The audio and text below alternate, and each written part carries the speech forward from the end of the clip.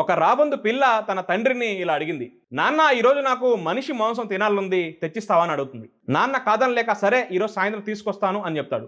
ఆ రోజు సాయంత్రం వాళ్ళ నాన్న పంది మాంసం తీసుకొచ్చి ఆ రాబందు పిల్లకి ఇస్తాడు.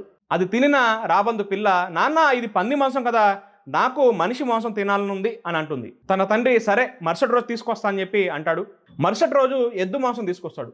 ఆ ఎద్దు మాంసం తిన్న రాబందు పిల్ల, నాన్న ఇది ఎద్దు మాంసం కదా, నాకు మనిషి మాంసం తినాలనుంది అని అంటుంది. చివరికి ఆ రాబందు తండ్రి ఏం చేస్తాడంటే ఆ పంది మాంసాన్ని తీసుకెళ్లి మస్జిద్ బయట వేసేస్తాడు. ఆ ఎద్దు మాంసాన్ని తీసుకెళ్లి గుడి బయట వేస్తాడు. కొంత సమయానికి గుట్టలు గుట్టలుగా శవాలు పడి ఉంటాయి. ఆ రాబందే కాదు, ఆ రాబంది సంతతి మొత్తం తినే అంత శవాలు రోడ్డు మీద పడి ఉంటాయి. అప్పుడు ఆ రాబందు పిల్ల తన తండ్రిని అడుగుతుంది, నాన్న ఇది ఎలా సాధ్యమైందని.